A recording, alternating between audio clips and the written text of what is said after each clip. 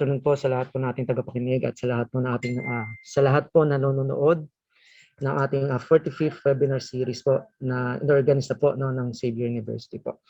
So again, my topic for this afternoon is all about the development, status of development, and enforcement of agriculture and fishery standards, including organic agriculture standards. So I was actually informed po that in your previous webinar, yung ating pong mga kasamahan from the DTI-BPS or Bureau of Product Standards po ay nagbigay na rin po ng kaalaman regarding po the standardization po. So later on, magkakaroon lang po tayo ng konting review regarding that tungkol po sa mga mandates, bakit po meron pang standardizations from DTI, like from the DOH-FDA, and then from the DA, which is yun nga po yung na-handle ng ating opisina, which is the Bureau of Agriculture and Fisheries Standards. So for this afternoon, this will be the content or the presentation outline. Ito po yung mga topics na i-discuss natin relating or pertaining to our topic. So we have to define what standards is. Second po, the different legislations or laws regarding standards or standardization. Then we'll also give you the information or knowledge regarding the standards development process, the prioritization criteria for standards development, standards promotion, standards adoption into technical regulations, and organic agriculture standards. So for the first two parts po ng ating discussion sa hapon pong ito, so actually po di-divide po natin siya sa dalawa. So yung first one po natin is about standards development and promotion, and the other one is all about being specific, and that is the organic agriculture standards. So simulan na po natin. So since yun nga po ang topic natin is about standards, agriculture and fishery standards, so para po ma-gauge lang natin, ano nga po ba yung ibig sabihin natin ng standards? Or pag sinabi natin standards, when we say standards, ano ba yung dapat nating alamin? Ano ba yung mga ideas natin? Or ano ba yung dapat nating malaman or idea, tawag dito, mga prior knowledge, po? So let's have a short activity lamang po regarding po dito sa ating topic for today.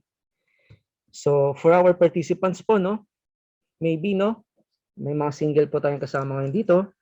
Maybe some are actually married.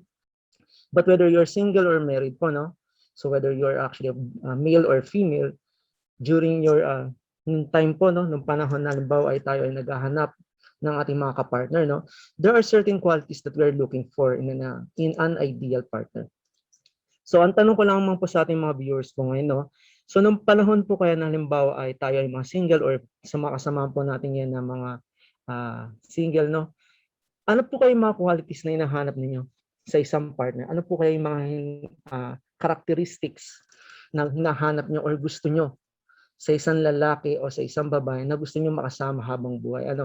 Sabi nga nila, #my forever sa pag-ibig. So sige nga po, hindi ko nga lang po makita yung mga nasa chat box. Pero try lang po natin i-chat yung ating mga sagot. Ano yung mga qualities or characteristics na hinahanap natin para sa isang ideal partner? Ano po? So magkaroon lang tayo ng kaunting activity.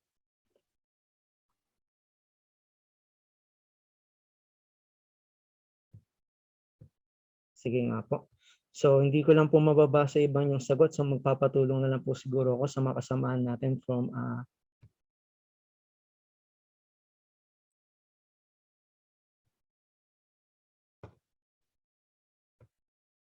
hello po.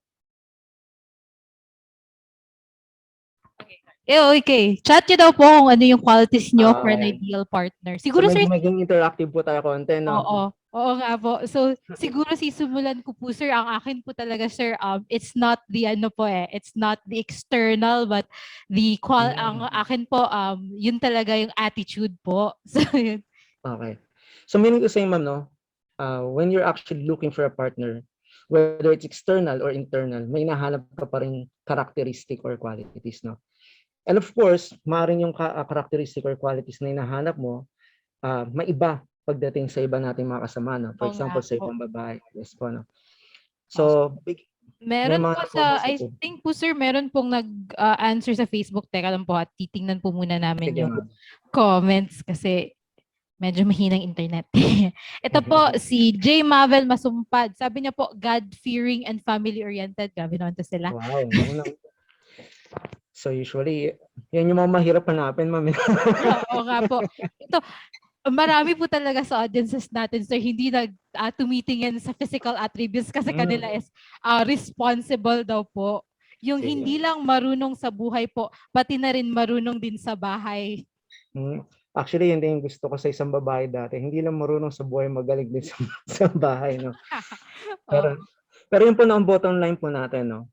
So kapag tayo po ay namimili or may hinahanap sa isang bagay, usually, tinitingnan po natin yung characteristics or qualities na dala-dala niya or meron siya. Ano po. So bigyan po natin ng specific example, no? So nung panahon ng ating mga nanay, so during our mother's time, so when you actually ask them, Nay, ano po bang gusto niyo sa isang babae? Si tatay po ba talaga yung gusto niyo mapangasawa nun? O, di ba? Yun yung mga malupit na tanong po dati. No? Sasabihin na nanay natin, ewan ko ba kung ba't yan na napangasawa ko? Hindi naman gwapo yung tatay mo. So yun lang. So kidding aside lang. Pero usually, no, when you actually ask them, so ito po yung mga characteristics. Ito yung usually nilang preference, no? Mga matinee idols nga ika. No? So usually maririnig may mga mothers natin sasabihin nila, gusto ko somewhat like body conception. The characteristic that was possessed or that is actually possessed by body conception o kaya naman ni Aga Mulak. And then later on, no, ito, lagi ko ito naririnig during our time, sinasabi nilang tall, dark, and handsome because of Richard Gutierrez. Richard Gomez, I mean. So, baga, whether you are kahit saan ka man, no? Basta ikaw ay halimbawa nandito sa ating bansa, no? Sa Pilipinas. So pag sinabi mo anong inahadam mo sa isang nakatangian na gusto mo sa isang lalaki, ito yung kadalasan natin naririnig na sagot. Pero ang tanong na lang natin dyan is, ito ba yung consensus? Ito ba yung sagot ng karamihan na characteristic or ideas na hahanapin nila sa isang lalaki? O sa isang kapartner? Sa mga panahon naman ng ating ama, no, sa panahon ng mga father natin, so ito yung kadalasan nilang hinahanap. Sabi nila, gusto nila yung mga tulad ni Don Zulueta, ni Alice Dixon, o kaya naman ni Janet Abayaran. So usually, yan yung mga tawag dito, yan yung mga hinahanap nilang qualities. Nandyan sa mga babae, yan yung mahanap nilang qualities or characteristics. But if you will notice, nagbabago, no? Nagbago yung characteristic or ideas or qualities na hinahanap ng isang babae or lalaki as time passes by. So best example, no, especially sa panahon ngayon ng Generation Z, so napapanahon to ngayon. Wait lang po, no. So yan. So ito yung mga sinasabi ko kanina, hindi pala sorry po, no. Medyo may mabagal na siguro internet din namin. So yan po yung mga nabanggit ko kanina, no, mga matinee idols na usually dyan dinerive ng ating mga parents, particularly our mother, yung mga hinahanap nilang qualities or characteristics sa isang lalaki. At sa mga tatay naman natin, no, usually ito yung mga hinahanap nila. Nandito sa mga babaeng to, yung mga qualities or characteristics na hinahanap nila. And then, ito, no, napapanahon to ngayon, pag tinanong mo yung mga kabataan yun, no? So anong qualities ang hinahanap mo? Sasabihin nila, gusto nila mga opa. So ayan, doon sa mga Korean novelas na napapanood nila o kaya doon naman sa mga sikat na K-pop like the BTS. Or sa lalaki naman, ito yung usually nilang mga hinahanap ngayon. No? Pero kung titingnan natin, no, maaring totoo ito, maaring hindi kasi of course hindi naman lahat yan ang hinahanap nilang qualities or characteristics. So ibig sabihin, walang consensus, walang agreement. Okay? Unlike kung magbibigay tayo ng specific example, let's say sa agriculture, halimbawa, no, ikaw ay naghahanap ng egg. So let's say for example, especially no, malapit ng bare months, actually next month ay September na. So kunwari isa kang businessman, no, and your business is actually lined into desserts like yung mga tinatawag nating leche plan. No? So kunyari, naghahanap ka ngayon ng supplier ng egg. So ngayon, you have 3 suppliers of egg, and when you came to the market, ito yung presyo ng kanyang mga binibentang itlog based on sizes. No? So usually, no, when you go into the market, so there are different sizes. There's small, there's medium, there's large, XL. Pero mapapansin mo, kung pupunta ka sa ibang supplier or sa ibang nagbebenta, same sizes, small, medium, large, pero nagbabago-bago yung presyo. So ang tanong na lang, no? Let's say for example, yun nga, you are actually looking for suppliers na siyang magbibigay sa'yo ng yung mga eggs na gagamitin for your business. So ang tanong na lang, no? Kung meron kang 3 target na suppliers na nagbibila mo ng egg, so sino kaya sa 3 suppliers mo yung nagbibigay sa'yo ng tamang timbang? Sabi ng supplier, sa akin ka bumili kasi yung Pag bumili ka sa akin ng extra large, ang timbang ng extra large sa akin ay 65 grams. So sabi ng mga supplier B, oy sa akin ka bumili kasi pag bumili ka sa akin, ang timbang ng aking extra large na egg is 68 grams. And then supplier C, sabi niya, oy sa akin ka bumili kasi tawag dito, ang timbang ng aking egg ay 71 grams. So ikaw, no, ang tanong mo lang sa sarili mo, sino kaya sa tatlong suppliers na to? So who among these three suppliers are actually telling the truth that the actual weight or weight of the egg is actually 65, 68, or 71 grams. So dito po, no, dito papasok yung ating konsepto ng standards. So mapapansin ninyo, kahit saan ka man sa Pilipinas, whether you are from Luzon, Visayas, or Mindanao, hindi ka maloloko kasi there is already a consensus, there is already an agreed document that says or that tells us that kapag ikaw ay bibili ng egg, meron tayong different classification of eggs, and each classification of eggs has their own or has its own specific weight, particularly in grams. So ibig sabihin, no, kung ikaw ay naghahanap ng small, so supposedly, sabi ng ating agreed document, ng consensus document, which is the standard, so dapat tumitimbang siya ng 50 to 55. Pag medium naman, 55 to 60. Pag large, 60 to 65. Then from extra large, so 65 to 70. So based on this, based on our activity, no, so napansin natin, out of the three suppliers, so ibig sabihin, ang nagsasabi doon ng totoo na may tamang timbang na binibentang egg ay yung supplier letter B. Kasi kung babalikan natin yung slide natin, no, sabi nung sa ating supplier B, so yan, yung egg na binibenta niya is actually weighing 68 grams, which is pasok doon sa agreed document. And again, that is actually our standard. So dito na sa activity natin, no, from our two activities, napansin natin na whether you are looking for qualities or you are actually setting a specific characteristic that you're looking for in a partner, or halimbawa naman ay related na sa ating agriculture industry, so mapapansin natin yung kahalagahan ng ating mga standards. Yung tinatawag nating consensus or agreement kung ano ba yung tinakda o dapat itakda na mga characteristic or qualities na isang produkto. Best example nga itong sa ating itlog, no? But of course, there are so many agriculture and fisheries products pa, no? Kaya nga mahalaga, later matututunan natin na kaya pala mahalaga ang standards. Kasi kung wala yung standards, especially for agriculture and fisheries, hindi natin malalaman kung ano ba yung tamang karakteristik na dapat taglayin na isang produkto. Ano po? Okay? So let's go now to the specifics po ng ating discussion. No? So pag sinabi po nating standards, no, we actually define it based on ISO IEC Guide 2004 to 2004 that it is actually a document established by consensus and approved by a recognized body that provides for common and repeated use, rules and guidelines or characteristic for activities or their results aimed at the achievement of the optimum degree of order in given context. Or, according to the World Trade Organization, particularly po no, sa Technical Barriers to Trade or TBT agreement, pag sinabi po nating standards, we can also define it as a document approved by a recognized body that provides for a common and repeated use, rules, guidelines, or characteristics for products or related processes and production methods with which compliance is not mandatory. So based from these two definitions po, no, so makikita natin, if we will actually apply these two definitions po doon sa ating dalawang examples kanina, doon sa pamimili, no, sa mga qualities or characteristics that you're looking into a partner, or kung halimbawa naman ikaw ay naghahanap ng supplier ng egg for your particular business, you're actually looking for characteristics. You're actually looking for specific qualities doon sa produkto na tinatarget mo ninyo. So kung titingnan natin doon sa first example natin, doon sa mga matinee idols na ginugusto ng ating mga parents.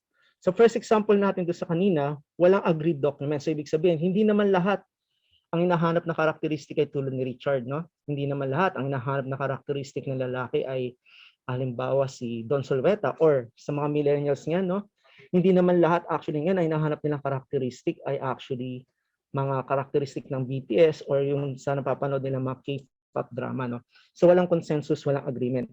Unlike sa agriculture, because later on matututunan natin isang batas, which is the Agriculture and Fisheries Modernization Act, ano po, meron na tayong isang document na kung saan it will contain all the technical specifications and other precise data or characteristic na kung saan it will ensure that the materials, products, and processes will fit to their purpose. So tulad ng sa itlog kanina, no, Bakit mo kailangan malaman yung eksaktong weight ng itlog? Kasi ang purpose nun, syempre, kung bibili ka ng may different sizes ng egg, we have small, medium, large, and extra large and jumbo. So kung yun ang hinahanap mong specifications na tama dapat sa timbang, so dapat meron kang agreed document na kung saan nakalagay doon, nakalatag doon yung kanyang specific specifications or characteristic. That's why, no, whether you're from Luzon, Visayas, or Mindanao, hindi ka kakabahan, no? Halimbawa, ako ay nasa taga Luzon, and then later on, let's say, for example, I traveled to Mindanao at bibili ako, let's say, for example, ng jumbo na egg. So, hindi ako magkakaroon ng dalawang agam-agam na tama kaya sa timbang to, baka mas mabigat yung itlog na nabibili sa Luzon, o kaya naman mas mabigat yung egg na nabibili sa Visayas. Now, because of this agreed or documented that is actually agreed upon by this recognized body, so meron na tayong tinatawag na parang guide natin na pwedeng sundan ng mga concerned stakeholders na may involved sa products or services na yun. So there are actually 6 types of standards, no? Meron po tayong 6 na types ng standards.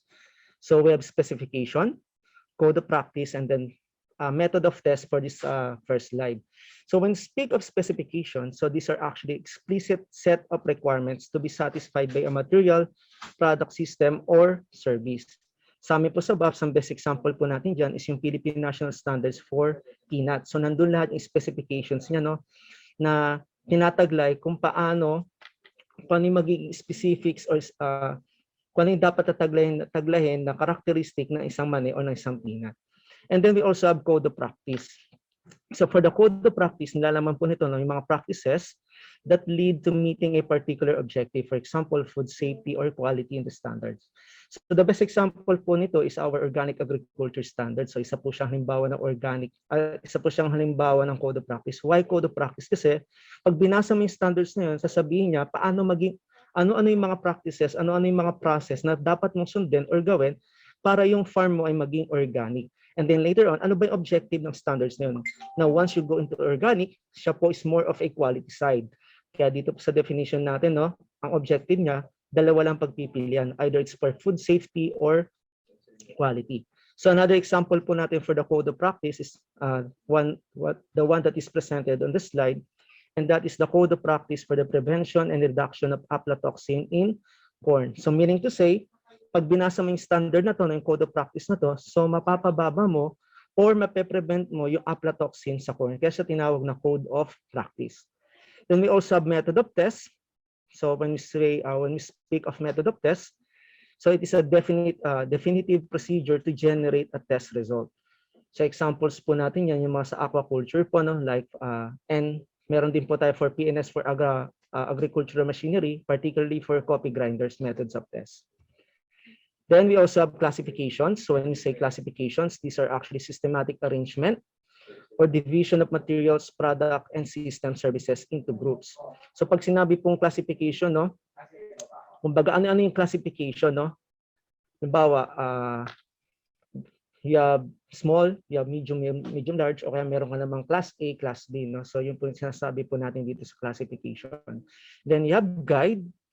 So ito po yung compendium of information or series of options that does not recommend a specific course of action. Then the last one po natin is yung terminology, no? So it is actually a document comprising definition of terms, explanation of symbols, abbreviations, or acronyms. So now maybe you're actually questioning yourself, now raising questions. Out of these 6 standards, ano po kaya dito yung common? Now for us, no, sa Bureau of Agriculture and Fisheries Standards, normally, ang aming pong mga na-encounter po dito ay yung classification, yung pong specification, saka yung code of practice. So later on po na magbibigay tayo ng specifics po niyan, lalong-lalo na po sa code of practice. And then, of course, aside from the 6 types of standards, so we have to know ano nga ba yung dahilan or ano nga ba importance of standards. So ito po yung 5 importance of our standards. So we have consumer health, consumer protection, worker health and safety. Sorry po na, medyo nalobat lang ang aking laptop. Environmental management and global competitiveness. So allow me to explain po, no, each aspect regarding this importance of standards. So pagsamahin na po natin yung consumer health and consumer protection.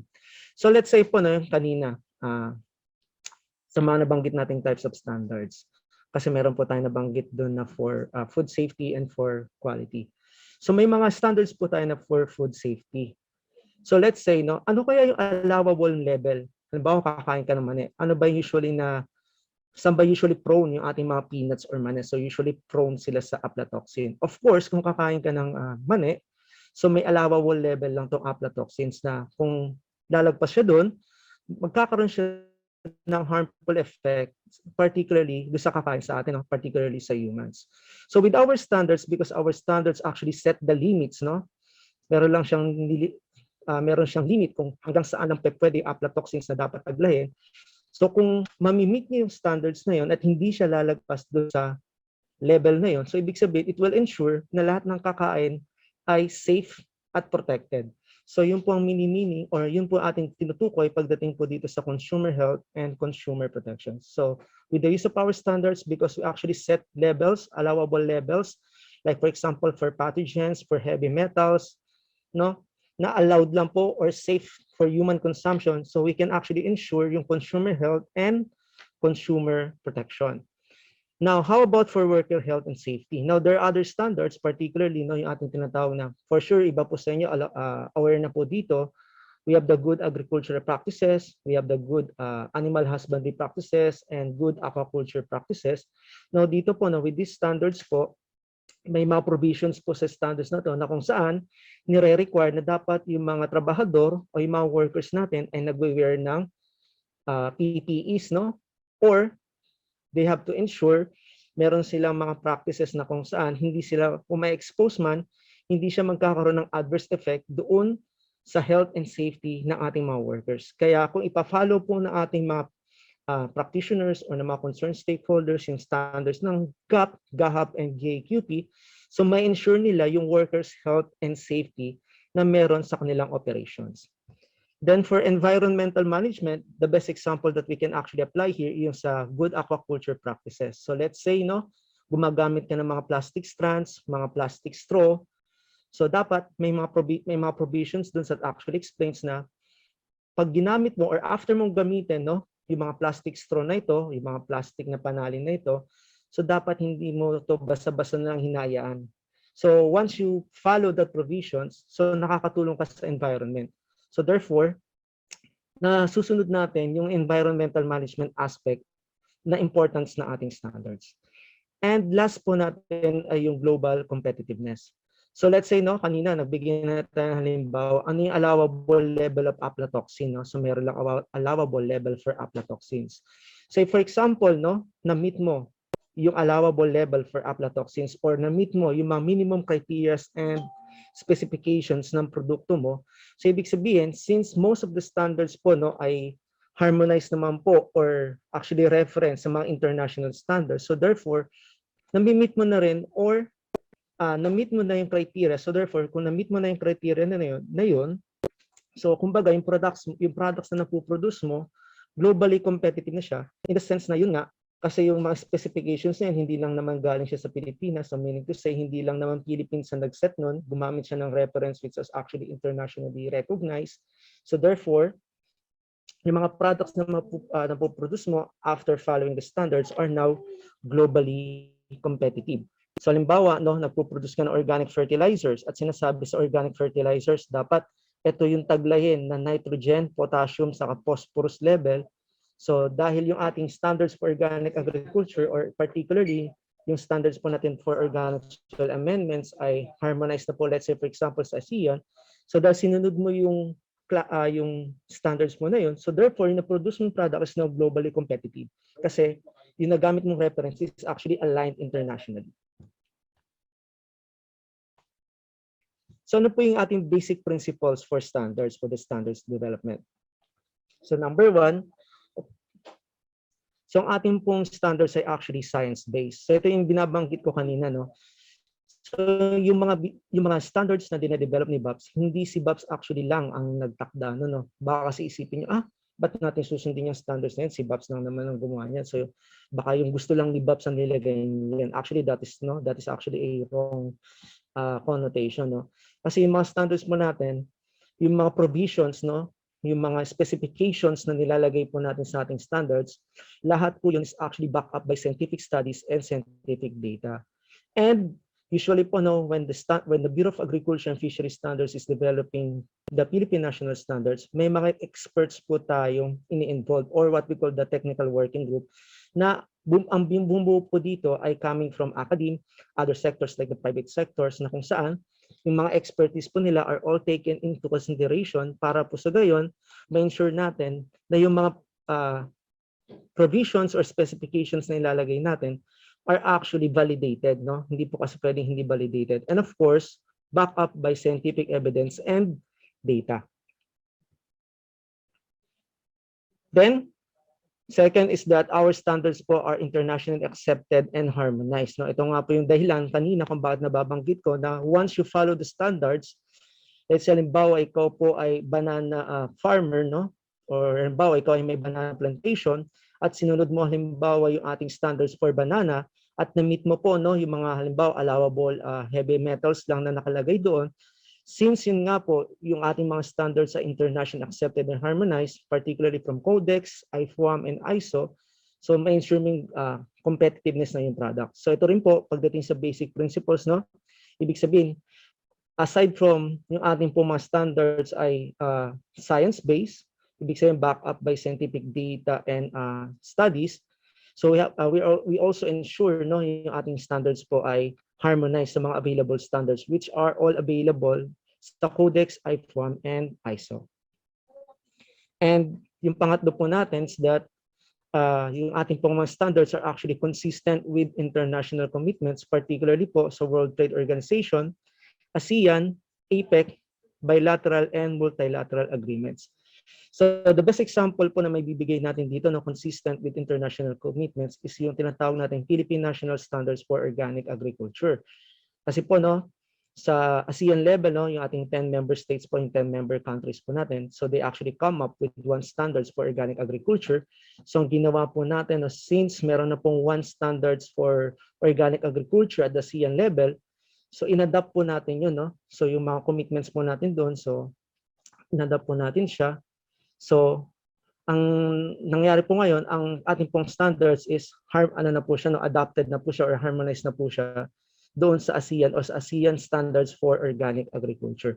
Or kung halimbawa naman po, meron tayong halimbawa na mga agreements sa WTO, so we have to take into consideration po, no, yung mga agreements or international commitments natin sa World Trade Organization para sa gayon po hindi natin kumbaga hindi maging cause for technical barriers sa trade, no, yung ating mga standards. Kasi supposedly dito pong ating mga standards ay facilitative at hindi po siya nag-i-inhibit, no. So dapat we have to ensure po na hindi siya magiging cause for technical barriers sa trade. Kaya consistent po yung ating mga standards sa mga international commitments. Then ano po yung mga basehan natin ng ating mga standards, no, basis of our standards? We actually have two. So the first basis of our standards are the international or available international standards or regional standards. So babalikan ko po yung example natin dyan, which is yung ASEAN Standards for Organic Agriculture, no? So dito po sa number 1, we usually adopt international standards and harmonize them with regional standards. Then, we also have risk assessment. So ito po sinasabi lang natin for risk assessment. Kung halimbawa meron ng tinakda yung mga international standards natin at halimbawa gusto mo maging mas mataas dun sa mga sinet ng international standards, so dapat mag-conduct ka ng risk assessment kung bakit mo nire-require na mas mataas yung requirement mo compared dun sa mga internationally available na standards lamang po. So yan po yung sinasabi natin pagdating sa risk assessment.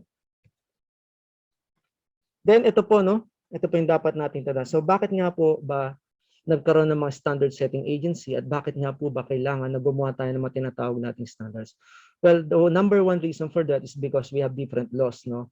So the first law, ito po yung for sure na diniscuss na last time ng ating kasama from the DTI-BPS because of the Republic Act 7394 or the Consumer Act of the Philippines of 1992. So sabi po ng ating Consumer Act, it shall be the duty of the state to develop and provide safety and quality standards. So kaya po under this Republic Act, meron po tayong kasamahan o meron po tayong another agency that is actually setting standards po or developing standards. And again, that is the Bureau of Product Standards po under the DTI. Then kami po sa Department of Agriculture, so ito po yung ating, dito po usually, no, nag-emanate yung mandato po namin sa Bureau of Agriculture and Fisheries Standards, which is the Republic Act 8435 or yung pong tinatawag nating Agriculture and Fisheries Modernization Act. So actually po, no, just to give you additional information, yung aming pong, yung ating pong kawanihan, the Bureau of Agriculture and Fisheries Standards, so nabuo po kami because of this act. So yung Republic Act 8435. And dito rin po nanggaling aming mandato na kung saan sinasabi po rito na ang BOPS shall develop agriculture and fishery standards. Because of this, section 60, that the use of product standards in order to ensure consumer safety and promote competitiveness. So ito po yung tatlong standard setting agencies natin. No? So for the DA, ang ating pong jurisdiction is primary and post-harvest food. So yun naman pong kasama natin from the DOH-FDA or Food and Drug Administration. So ang jurisdiction po nila is over the processed food. At pagdating naman po sa DTI, the Department of Trade and Industry, particularly the BPS, so ang kanila naman po ay all other industrial standards or simply non-food. So aside po doon sa sinabi nating Republic Act 8435, there are other laws na kung saan ang naging functions pa rin po ng ating kawanihan, the BOPS, ay mag-set or mag-develop ng standards. So nabanggit na po natin yung 8435, no? Which is in year 1997. So ang mandato po namin is to develop standards for fresh, primary, and secondary processed and agricultural and fishery products.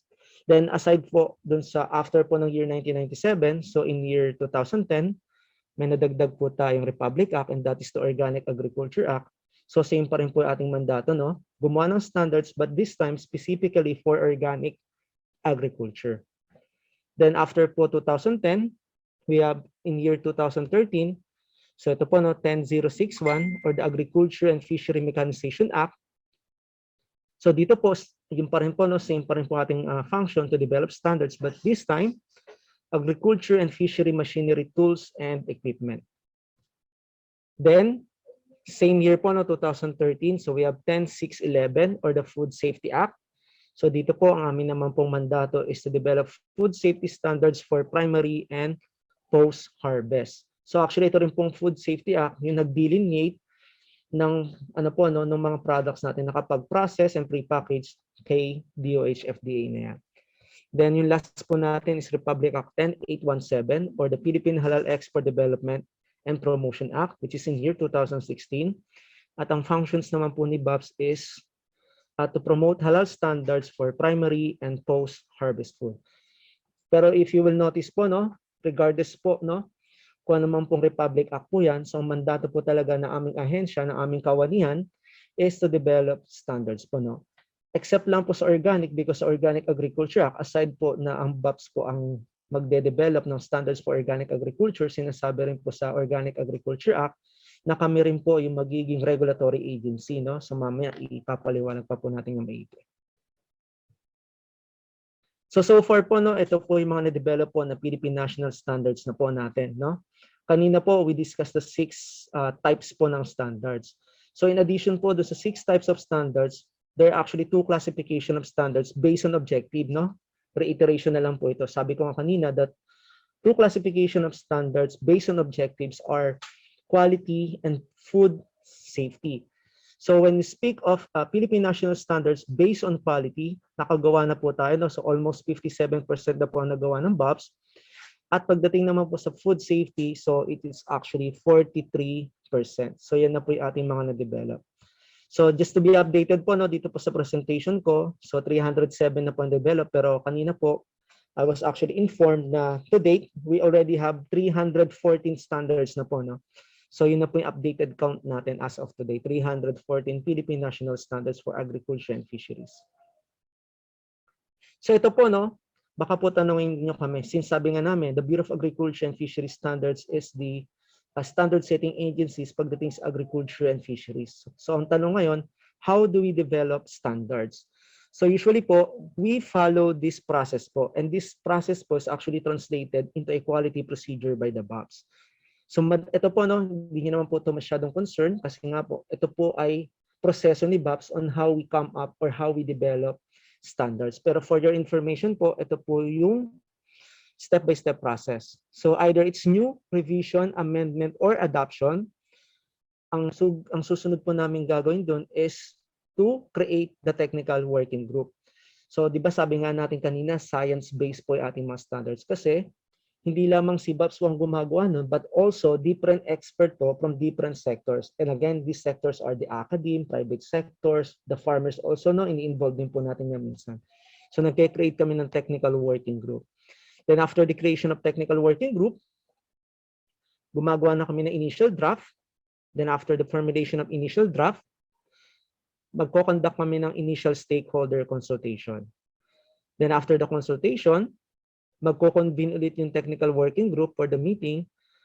Ngayon, kung halimbawa doon sa TWG meeting na yun, magre-require ng field data gathering to support yung mga ilalagay ni specifications or provisions sa standards. So, pwede nilang i-conduct ng next step, which is the field data gathering.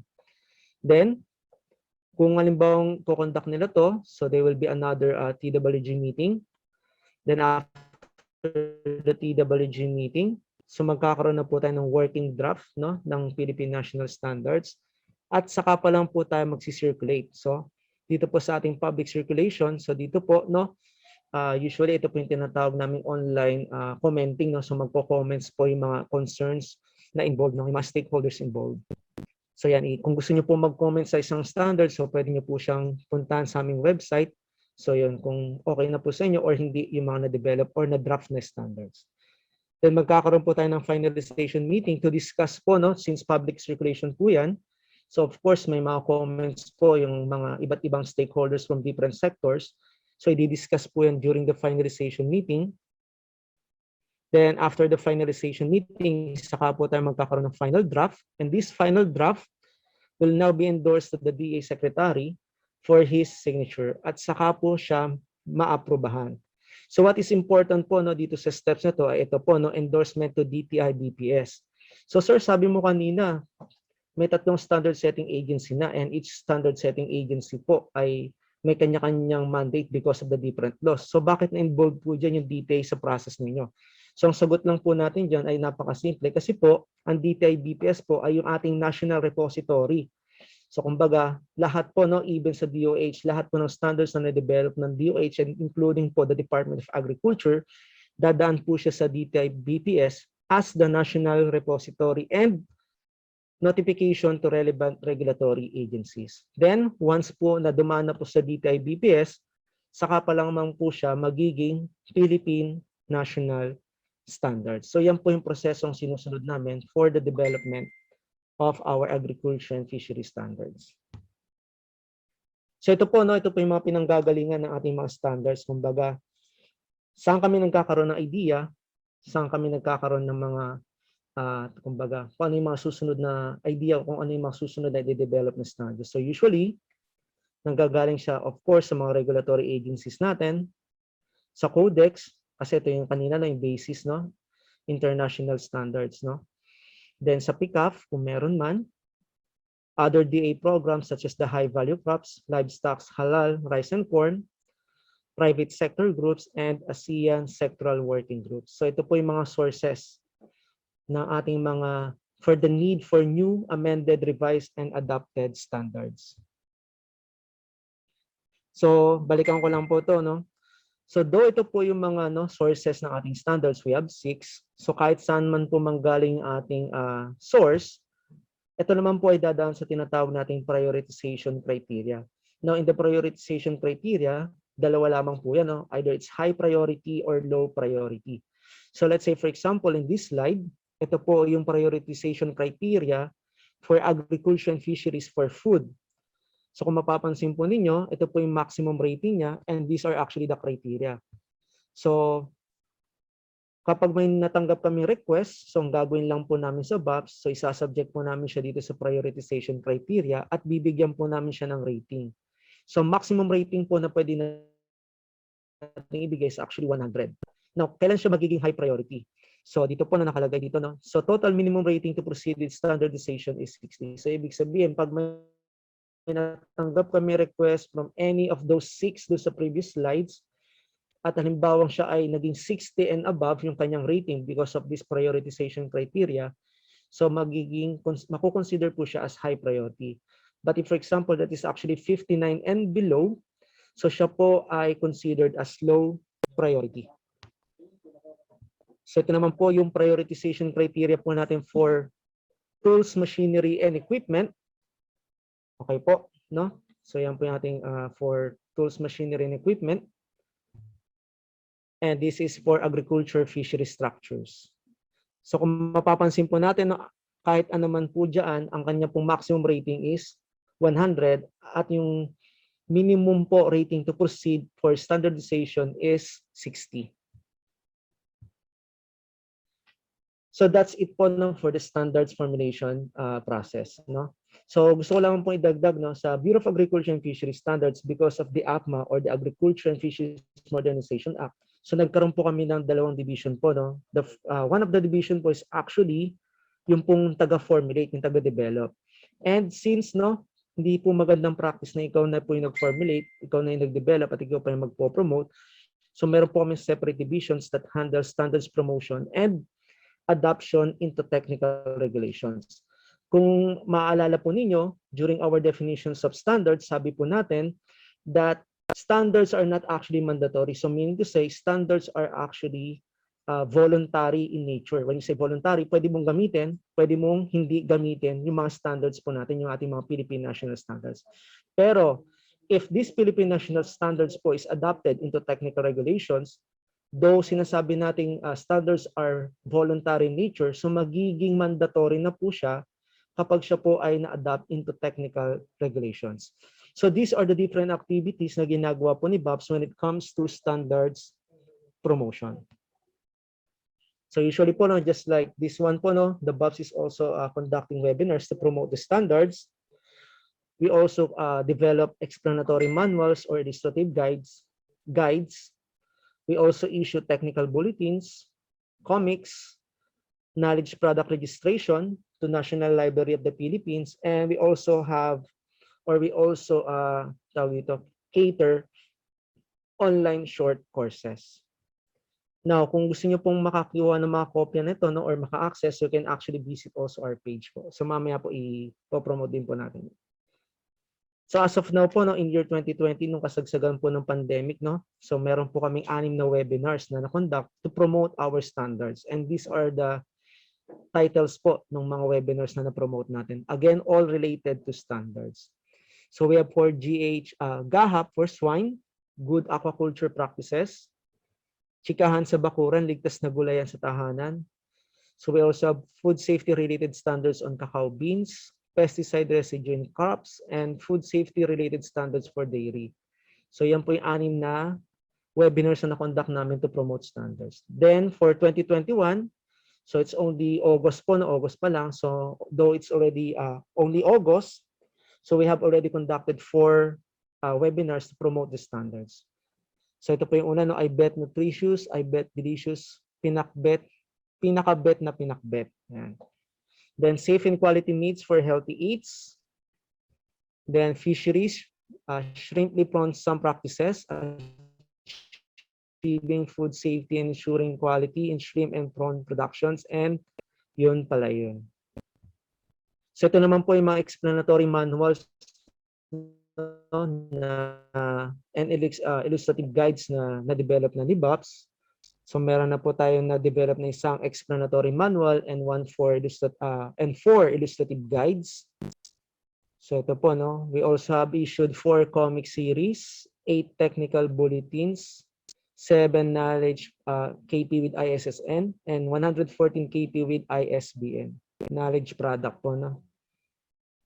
Then ito po, no, we also have tawag dito, cater na rin po kami ng online courses. So far meron na po kaming online courses, no, na pwede niyo po ma-access for free.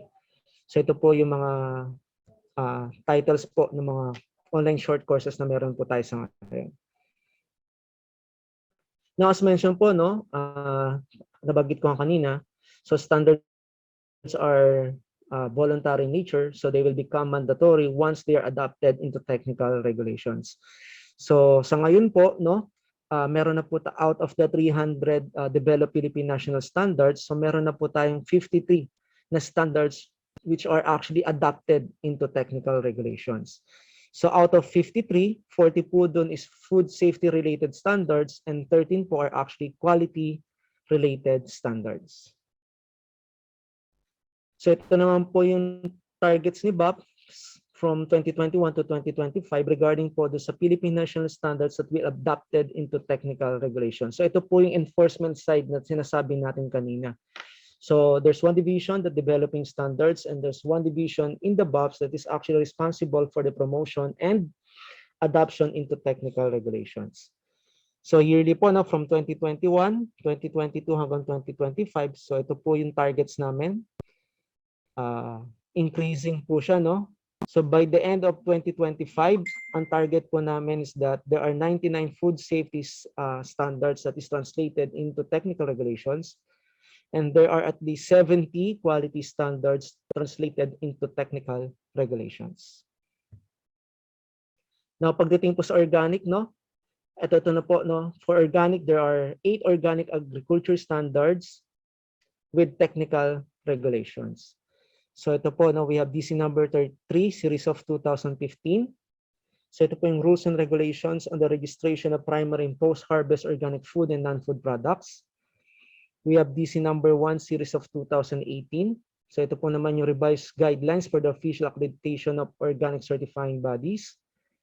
DC number 16, rules and procedures on the provision of certification assistance for organic agriculture entities. Then DC number 4, no, guidelines on the registration of organic soil amendments, producers, and products. So when we say organic soil amendments, in layman's terms, ito po yung tinatawag natin mga organic fertilizers.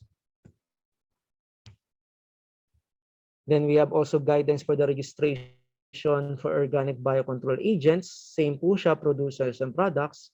Pag sinabi naman natin mga biocontrol agents, in layman's term, ito po yung mga tinatawag natin biopesticides. Then DC number 7, guidelines on the establishment, maintenance, and amendment of the national list of permitted substances. And the DC number 9, which is actually the national list of permitted substances for organic agriculture. Ito pong DC number 9 natin, ito po yung guidelines or technical regulations na kung saan nilalaman niya po yung iba't ibang substances na pwede niyong gamitin once you go into organic farming or organic agriculture. So that's it po, no, for the development and for the enforcement po ng ating Philippine National Standards. So ang message lang po natin dito, so number 1 po, no, pag sinabi natin standards, ito nga po is a document that is actually agreed upon consensus by the specific entity po, no? At we have also to take note that standards po are voluntary in nature, so they become mandatory so once they are adopted into technical regulations or yung tinatawag po nating SPS po or sanitary phytosanitary. Now to give you an exact specific example po of yung mga standards po natin that is actually adopted into technical regulations. So i-discuss po natin yung organic agriculture standards which is in PNS BOP 07/2016. So simulan po natin, no. So ayan. So dito po, no, patulong lang po kina ma'am, no. So palagay niyo po, no, between these two pictures po, since ang pag-uusapan po natin is organic agriculture standards, so siguro po magandang malaman muna natin, no. Let's say for example, pupunta ka sa isang market and you are actually buying different ingredients for your food, no. So halimbawa, naghahanap ka ng gulay. At ang prefer mo na gulay halimbawa ay organic kasi sabi mo ay mas healthy yata kapag organic ang gagamitin ko mga vegetables. So halimbawa ito na, nasa market ka na. At nakita mo itong product A and product B. So ang tanong na lang, once you look at these two products, product A and product B, so ang tanong dyan is, just by looking at these two products, how will you determine or sino kaya dyan yung organic? Okay, tatanungin po natin yung mga audience, viewers natin, sir, kung ano po yung sagot nila. So ano kaya idea po nila no, ma'am? Okay, so habang hinihintay natin ang sagot, let me ask some of my kasama ko dito kung ano yung answer nila. Kasi sa akin, parang leaning towards, leaning towards, titignan ko, paghirap pong mag-decide, sir, wait lang, tititigan ko rin muna. So again po, no, halimbawa, no, again, no, since sabi nga po natin, in our last slides po, no, in our last slide, sabi natin that yung mga standards po natin can be adapted into technical regulations, and once they are adapted into technical regulations, so they become mandatory. And one of the examples po ng ating standards that is actually adopted po, no, is the Organic Agriculture Standard. So since we're dealing with organic, ayan po, no, sino po kayo sa dalawang produktong ito, yung palagay ninyong ay organic, product A or product B? Okay, marami pong nagsasabi na A, pati yung mga kasama ko dito may nagsasabi na A. Yung reason daw po nila is, parang mas organic daw yung A kasi hindi siya masyadong commercial, tingnan na napakalinis. Yun yung sabi nila. And dito nag-answer na B naman daw kasi mas matingkad daw yung kulay. So kumbaga po medyo hati po, no? Hati po yung opinion ng body. So sabi A, sir. Pero karamihan po ay A. Okay, men po dito si Monch Adesel, sabi niya, you cannot tell unless audited. Ayun. So meron po siyang ibang sagot, no? Sabi niya, you cannot tell unless audited. Sige, tingnan po natin, no? Pero ma'am, bukod po doon sa mga sagot na yun, meron pa pong nagsasabing product A or product B or may iba pa po silang idea? Yun po yung sabi nila, hindi daw po kita sa picture. Tapos Sila hindi makita sa picture, no? Sa dalawa. Sige ma'am, pahirapan pa natin buhay nila, ma'am. So, paano naman dito, halimbawa, ma'am, naghahanap ka ng meat. So, same din ang yung preference. So, let's say you're actually looking for organic meat. So, which of these two pictures po is actually organic? Is it product A or product B? Let's see. Sabi po ni Sir Boy, sa faculty members namin, cannot distinguish which is which unless labeled. Ayun. Pero meron po nagsasabi na A daw po, dito po sa meat, A daw po yung organic. Ano po ulit, ma'am, pasensya na po, medyo nag-static lang. Ano po ulit yung sabi ni Sir Boy? Okay, sabi ni Sir Boy, you cannot distinguish which is which unless labeled. Yun daw okay po. So sabi ni Sir Boy, you cannot tell which is which unless it is actually labeled. Okay po, no? Opo. Sige. Oo, meron din po nagsabi, sir. Sabi po ni Jenor, sabi niya, none of the above. It will depend on the producer or supplier if they are registered organic. Ayun. You cannot ganun din po, no? Sige po. May nagsasabi rin po na A, meron ding nagsasabing B. Okay, tingnan natin. So ma'am, paano kung sa mga viewers po natin, no? Paano kung ito na, no? So third picture na po tayo, no? So third scenario. What if, for example, ito na yung nakita mo sa market. So yung isa, product A, and then you have product B. So dito, no, sino kaya dyan yung organic? Is it product A or product B? Okay, let's see. Parang ito mas hindi mas madali siguro to. Para sa akin, ako lang B po ako B. Okay, no? So titingnan po natin. So sa inyo, ma'am, product B, no? Opo. Sa iba po kaya nating mga kasamahan, iba nating manonood. Sila, dito yung mga kasama ko, sabi nila B rin daw. Tapos si Marlon Abella Jimenez, B rin daw po sa kanya dito sa bagong picture. Okay. So ang tanong ko lang po, no, for those who actually answered letter B, what makes you choose letter B, product B? Okay. For example, ikaw, ma'am. Okay. Sabi mo kanina product B sa'yo. So bakit kaya product B ang pinili mo, ma'am? Okay, para sa akin po kasi nakalagay na organic, tsaka meron din siyang USDA seal. So para sa akin, isa siyang parang anong tawag doon? Parang hindi ako matatakot kasi may USDA seal siya. So parang it's okay for me. Okay Ito po. po, yung answer po ng iba, sabi po ni Monch Adeser, sure na product B organic certified to USDA. However, needs to verify certificate number and label. Okay. Okay. So, Sabi rin po, may pahabol si Sir Boy, labeled with proper validation by authorities. Kaya po product B daw yung answer niya. sige po, no. So magaganda po, no. So actually I'm actually grateful and I'm actually surprised po na sa mga sagot ng ating mga viewers from situation number 1 or example number 1 papunta po rito sa ating example number 3. Pero yung ideas po nila, no. So especially for this third example, no. So tamang-tama po, no. So sa first two example po natin, do sa vegetables and meat, it is actually hard to determine, no. Ma'am, thank you po for your assistance. It is actually hard to determine which of those two products is actually organic or not just by looking at it. Unlike in this third example po, no, it's actually somewhat medyo mas madali kasi meron na tayong nakikitang label. At sinasabi po natin dito sa ating label, no? So may sabi nga ni Ma'am kanina, meron siyang seal ng USDA organic. So ibig sabihin, if I will actually follow, no, yung line of thought or line of thinking ni Ma'am, so maybe her reason why he chose product B because of this USDA organic. Siguro ang kanyang sinasabi, pag may USDA seal, there is an assurance na itong produktong ito ay either na-certify or sumunod do sa standards for organic agriculture. Ano po? So yun po, so tingnan natin kung yun po ba talaga yung ating yung mga sagot po ba natin yun ay yun po ba talaga yung naging reasons kung bakit pinili natin yung product letter B. So pag sinabi po kasi nating organic, no, it is actually a labeling claim wherein it actually tells us that a produce or product has been produced, processed, and handled in accordance with the Philippine National Standards for Organic Agriculture. So ibig sabihin po, no, kapag once na nakakita ka ng isang product na may organic claim, or halimbawa sa kanyang product packaging or sa kanyang product presentation ay may mga label na organic, ang una mo maisip actually doon is, itong produktong to organic. So ibig sabihin, kung may standards man for organic agriculture, sinusunod niya kasi meron siyang label. So yun po ang ibig sabihin natin ng organic. It is actually a labeling claim that actually tells us that this produce is handled according to the provisions or in accordance to the provisions of the Philippine National Standards for Organic Agriculture. But of course, hindi naman po lahat, no?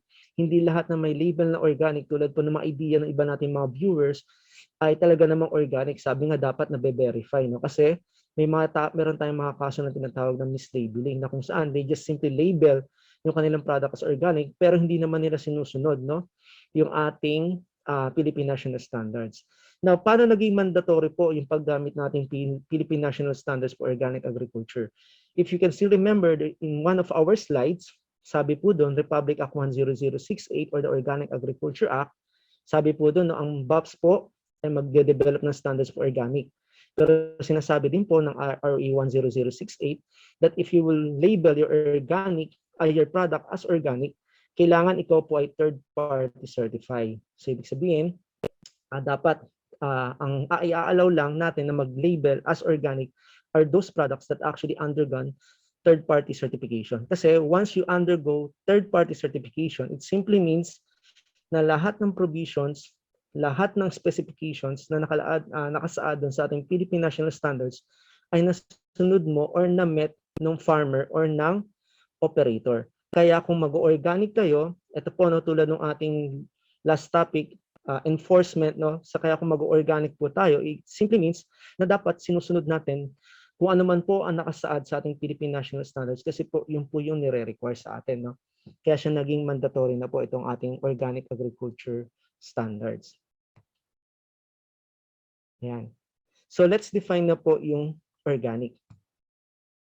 So according po sa ating Philippine National Standards for Organic Agriculture, no, it is actually a holistic production management system which promotes and enhances agroecosystem health, including biodiversity, biological cycles, and soil biological activity, which emphasizes the use of management practices over the use of off-farm inputs and utilizes cultural, biological, and mechanical methods as opposed to synthetic materials. So organic agriculture combines tradition, innovation, and science to benefit the shared environment and promote fair relationships and a good quality of life for all involved. So dito po, no, ang keyword po natin dito sa definition ng ating organic agriculture based on our standard is yung tinatawag nating holistic production management system. So ibig sabihin po nito, no, ang ibig sabihin ng holistic production management system, halimbawa yung kaninang tanong natin, no, sabihin natin yung lettuce, sino doon yung organic, sino ang hindi. So hindi ka dapat tumingin doon sa final product kasi hindi mo malalaman kung organic yun o hindi just by looking at the final product itself. Kasi ang kailangan mong tignan ay kung paano siya na-produce as organic kasi tinatawag na holistic production system. So meaning to say, mula sa simula, sa pagpili ng seeds, pagpili ng mga planting materials, hanggang sa paggamit mo ng fertilizers or during your fertilization management and pest management, hanggang i-harvest mo siya, packaging, labeling, hanggang ma-transport mo siya. So dapat nasusunod mo kung ano po yung itinatakda ng ating standards. That's why, again, it's a holistic production management system. So since mahaba po, no, ang ating pong mother standards, the Philippine National Standards for Organic Agriculture ay mahaba po siya. So just to give you, no, an idea, so bibigyan ko lamang po kayo ng mga provisions po, no, yung mga provisions na maaaring makatulong sa atin para magkaroon po tayo ng idea kung ano po yung mga nire-require ng ating standards para po sa gayon ma-label natin o yung ating farm ay ma-certified as organic. So ito po, no, just an update po on the Philippine National Standards for Organic Agriculture. So yung first version po nito ay yung PNS for Organic in year 2003. Pero yun nga po, no, after po ng 2003, so in 2010, because of Organic Agriculture Act, so ginagamit na po natin siya as reference. Pero po, no, ito pong ating standards after 2003 version, siya po ay na-revise to took into account the developments in the ASEAN standards for organic agriculture. So ito po yung binabanggit ko kanina during the development process, no? Yung harmonization with international standards. So since meron po tayong ASEAN, no, as yung 10 member state, nagkaroon po ng agreement na dapat within the 10 ASEAN countries, meron lamang po tayong isang standards pagdating sa organic agriculture. So kaya po yung ating 2003 versions ay na-revise para po sa gayon, makonsider po natin kung ano-ano po yung mga provisions na ilalagay doon sa ASOA, no? And then, because of this ASOA po, na meron po tayong tinatawag na reviewed input list or positive list systems. So this reviewed input list, ito po yung mga allowable substances and chemicals na pwede lamang po nang natin gamitin sa ating standards. So tinawag po natin siyang positive list, so meaning to say, kapag may hinahanap kang substance or chemicals at nandun po sa ating pong input list, so ibig sabihin allowed siya. Pag wala po siya doon, it simply means bawal po siyang gamitin for organic agriculture. So the PNS Batch 07-2016 or the mother standards is actually composed of the following. So you need to first conversion, no? So kung halimbawang ikaw ay dating conventional, at gusto mo na mag-organic, so you have to convert, no? Kaya meron tayong provision for conversion. Then you have specific scopes for crops, animals, beekeeping, special products, processing, labeling and information, record keeping and traceability, inclusion of substances for organic production, and annexes. But for the sake of our discussion lang po, because we have a limited time lamang po, no? So we will only discuss ito pong conversion hanggang record keeping and traceability. So kung gusto niyo po matutunan yung ating standards, you can actually download it sa website po ni BOPS. So ito po, no? So ano po ba, no? Ano po ba yung mga provisions na binabanggit ng ating standards? So number one, you have there the conversion. So ang sinasabi po, no, if for example, you are a conventional farm, at halimbawang ikaw ay gustong mag-practice na ng organic, so dapat kino-convert mo muna, no? So dapat meron kang conversion period from conventional into organic. In doing so, this conversion period, so sabi ng ating standard, requirement na magkaroon ka ng conversion plan. So dito po sa ating conversion plan, so dapat para malaman ng ating mga magiging inspector kung tama po ba yung conversion period, so dapat makapag-provide ka ng mga documents such as farm history, your different production practices. So yung production practices po, no, kasama po dito yung fertilization, pest management, and so on and so forth po, no? Then schedule and duration. Now, for the conversion period, so we have to take note of the following. So meron pong conversion period for crops and we have conversion period for animals. For crops, actually nadidivide po siya sa dalawa. So we have annual crops and for perennial crops. So kapag annual crops, sabi nating standards sa Philippine National Standards for Organic Agriculture, ang kanyang conversion period should be 12 months. Pero for perennial crops, ang conversion period naman po niya is 18 months. Then for animals, so na-categorize siya into large ruminant, small ruminant, and swine. So pag large ruminant, ibig sabihin, bago mo siya katayin, no, it should be organically reared 360 days. So that is for large ruminant. Again, for large ruminant, so 360 days organically reared or inalagaan sa organikong pamamaraan before slaughter. For small ruminant, so we have 180 days organically reared before slaughter. And then for swine, 120 days organically reared before slaughter. So yun po, no? So yun po yung ating dapat ng tandaan for conversion. So you should have this conversion or you should undergo this conversion period, and in doing this conversion period, so dapat meron kang conversion plan na kung saan meron siyang mga document to support your conversion period. Then for crops, so dapat po natin tandaan na sa organic agriculture, ito po ay soil-based. So therefore, kung ang ating organic agriculture is soil-based, so ito po yung dapat nating tandaan, no? Since it is actually soil-based.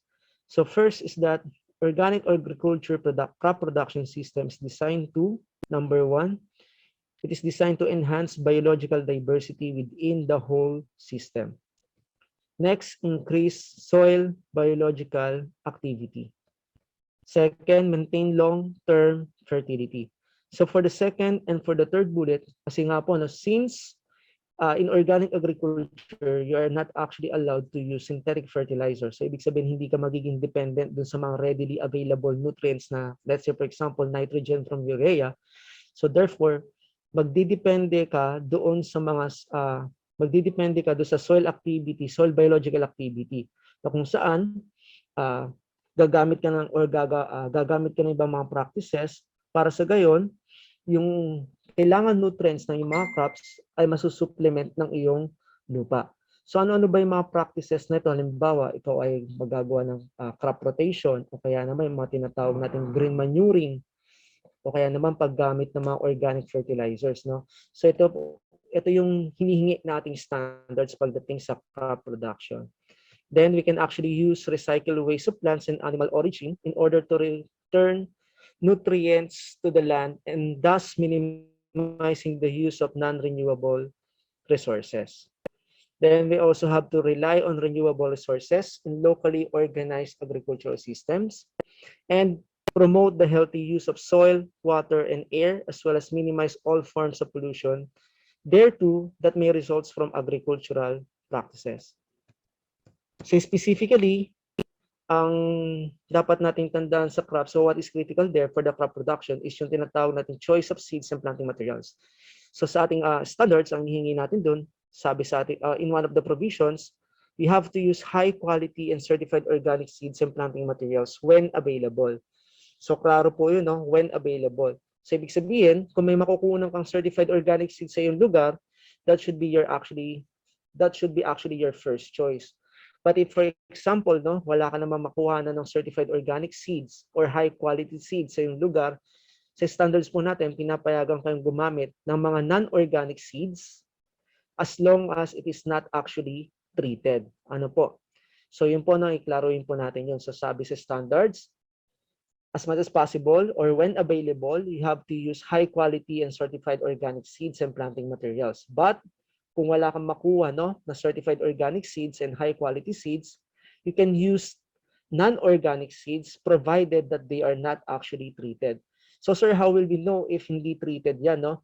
So kanina no, nabanggit natin yung DC number 9, yung national list. So you can actually look at the national list. Kung halimbawa yung substance na nakalagay sa nabili mong seeds ay wala doon, so ibig sabihin bawal yung nabili mo. Pero kung halimbawa yung mga treatments na nandoon sa binili mong seeds ay nakalista sa ating national list, so ibig sabihin allowed siyang gamitin kasi hindi siya treated with substances not permitted by the standard. Then ito po, no, mariin po natin pinagbabawal. So the use of genetically modified seeds, transgenic plants, or planting materials is not allowed. So bawal na bawal po yun sa organic. Then, we have to maintain soil fertility through crop rotation, cultivation of legumes, and green manure. Kasi nga po, no, lagi nating ulit-ulitin, since soil-based po yan, so therefore, ang organic po ay soil-based. No? So therefore, we have to take note, no, sa ating soil 101, sabi natin doon na yung mga macro and micronutrients ay nauubos din. No? So since nauubos din po yung ating macro and micronutrients, so we have to ensure na napapalitan po yung mga lost nutrients na yun. So kung nawawala po siya, so ibig sabihin nadidegrade din po yung ating soil fertility. So para to ma-maintain natin yung soil fertility na yun, at we have and to ensure na yung ating mga macro and micronutrients ay palagi available sa lupa, ito po yung mga practices na pwede natin gamitin sa ating farm. Then use of certified organic inputs. So dito po, no, baka po isipin niyo na dapat palaging certified organic fertilizers ang gamit ko. Ito po ay kung gagamit kayo ng supplementary. But of course, ating in organic production, in organic agriculture crop production, as much as possible, we are actually encouraging the farmers to produce his or her own fertilizer. So kumbaga, dapat sila yung unang gumagawa ng kanilang fertilizers. Now, kung yung gawa nila ay hindi sapat, so doon lamang po natin sila papayagang gumamit ng supplementary fertilizers as long as yung supplementary fertilizers nila ay certified organic. So dapat yun po. Kasi kung hindi certified organic yung magagamit nila, magkakaroon po siya ng implications, no? Doon sa kanyang application for certification and of course doon sa kanyang organic integrity. Then when it comes to pest management, so ang sinasabi nating standards, ito yung dapat mong gawin. So kumbaga, huwag ka munang gumamit ng mga biological pesticides or gumamit ng mga pesticides. So first, gumamit ka muna ng mga preventive measures na if preventive measures is not enough to eliminate the pest, disease, or weeds, saka ka pwedeng gumamit ng mechanical or physical methods. And then, kung hindi pa rin sapat, so yung pwede ka nang gumamit ng biological pest control measures. But you have to take note kung ikaw po ay napepeste, no? Ikaw po ay naka-experience ng sakit sa iyong mga crops, bawal po nating gamitan ng mga synthetic pesticides. So, mariin po siyang ipinagbabawal.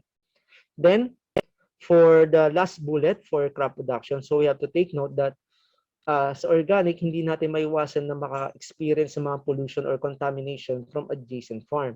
Now, to eliminate, no, or if not eliminate, to prevent po, no, contamination and pollution from these conventional farms, so pwede tayong maglagay ng mga practices or maglagay in place ng mga practices such as buffer zones, installation of filter ponds, so yan po, yan, or mga runoff diversion para hindi ma-contaminate yung ating mga crops from these pollutions and contaminations.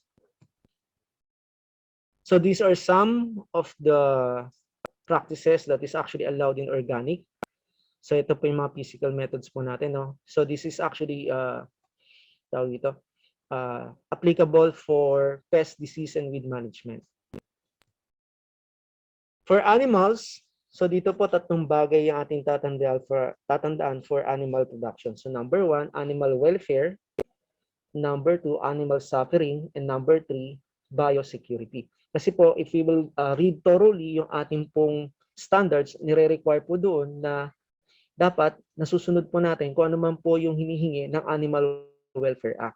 And then, animal suffering. No? So usually, mga practices na nakalagay sa ating standards, kumbaga, hindi ka dapat magkukos ng suffering sa mga animals na inaalagaan mo.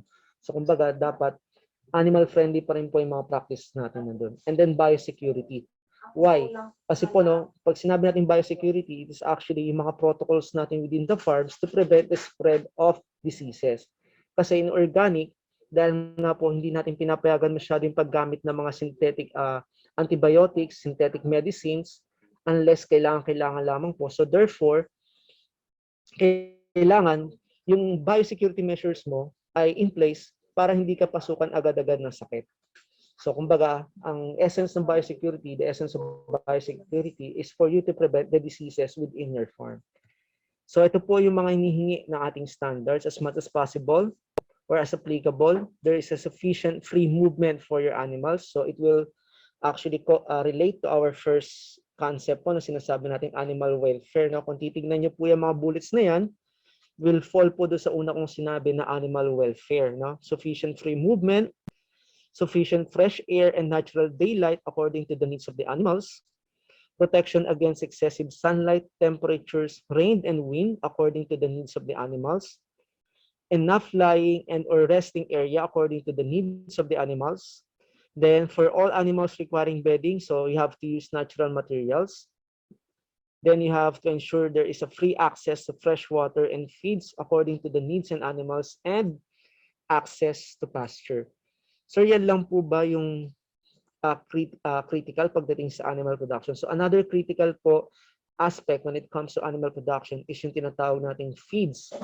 So din naman po sa ating standards ay na-allow po tayo no na magkaroon ng mga gumawa ng sarili nating feeds, ng mga sarili nating formulation na feeds as long as yung mga substances or raw materials na gagamitin natin for the feed formulation is allowed to be used in organic. Then what is actually prohibited in organic animal production is the use of battery type or cage type. So mariin po siyang pinagbabawal no, yung mga single type or single pen o yung mga battery type cage. So yan bawal na bawal po yan. Kasi hindi niya po mamimit yung sinasabi natin do sa unang slide or the previous slide with this sufficient animal movement. Pero po no, ito pong mga single pen, papayagan po natin siya kung ang pinag-uusapan na po natin ay biosecurity or animal health. So what do I mean by that? Halimbawa, meron kang hayop, tinamaan ng sakit isa. So yun, pwede mo siyang ikulong doon sa single pen just for the purpose of biosecurity para hindi na kumalat. So yun, kumbaga kung babasahin natin siya, hindi naman siya actually prohibited agad-agad kasi may mga conditions na pwede mo siyang gamitin. And the best example for that is yung to prevent disease. Or kung halimbawa in heat yung ating mga animals or will actually give birth, so yan, pwede mo siyang ilagay din sa mga battery type or single pen. Pero kung hindi naman nila namimit yung criteria na yun, so again, bawal na gamitin tong single pen or battery type. Then just like with crop productions, we are not also allowing the use of genetically engineered species or breeds. As much as possible, ang ini-encourage natin ay yung mga native, no? Kasi ang one of the characteristics of the natives or yung mga indigenous animals is they are adapted to local or climatic condition ng lugar. And of course, when it comes to disease, mas mataas yung possibility na kumbaga, pag nagkasakit sila, tamaan ng sakit, ay malagpasan nila or gumaling sila dun sa sakit nila kasi adapted nga sila dun sa mga local din na disease na mga hayop. Then ito yung sinasabi ko kanina, yung third point ko, no? Take all biosecurity measures to ensure health and well-being of the animals through preventative animal husbandry practices. And use of antibiotics for prophylactic or preventive purposes is not allowed. So yan po yung mga key provisions na dapat natin tandaan for animal or animal productions. Now for beekeeping, what is actually critical is yung choose po, yung pagpili ng mga bee species na gagamitin natin. Now, there's actually one basic reason why we have to use Asian honeybees like Asian honeybees and Apis dorsata, Apis brevigula, and Apis cerana. Kasi po, no, ito pong mga nabanggit nating mga bee species, they're actually native to South Asia, mga Southern Asia. So just like with the concept po this animal production, so kung ang pipiliin po natin ay those native to the Southern Asia, so mas acclimatize po sila dun sa lugar, so mas maganda po siyang gamitin for beekeeping. And we have to take note po, no, if in case tayo po ay mag-i-import, like for example, Apis cerana, so hindi po natin siya panagbabawal, hindi po natin siya papayagan, ito po ay ating pagbabawal because one of the basic reason for this is that baka kasi pag nag-import ka ng mga bee species na ito, especially Apis cerana, may dala-dala silang sakit. So pag may dala silang sakit, mas magiging malaking problema, no? Kaya hindi natin siya actually pinapayagan. Then, second bullet, the hives shall consist primarily of natural materials and present no risk of contamination to the environment. So kung dito po sa second bullet, ano kaya yung mga materials na pwede natin gamitin? So actually, there are actually three materials that you can actually use. So number one, bamboo, pwede po kayong gumamit niya, no? So pwede rin po kayong gumamit ng mga tinatawag nating recycled na woods, no? As long as it is not treated. So ulitin ko po, no? Pwede kayong gumamit ng mga recycled na plywoods, boards, flyboards, as long as it is not actually treated, no? Hindi siya na-sprayan ng mga synthetic chemicals, mga ganun man. So yun po yung mga examples na pwede natin gamitin. Then the moisture content of ripe honey should be from 21 to 23%.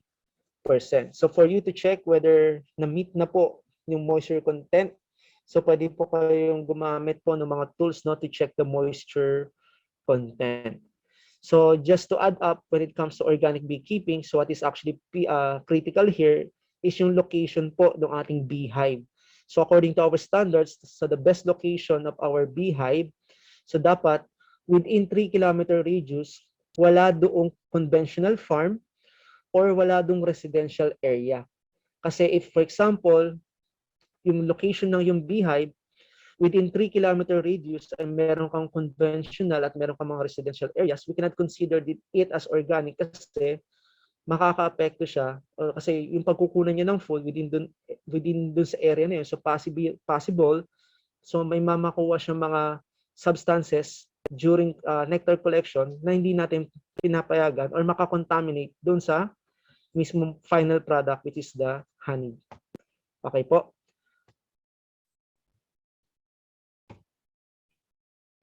For special products, so there are actually two. So we have herbs and mushrooms. So yung herbs po rito, no, ito po yung mga, hindi po ito yung mga tinatanim natin na herbs.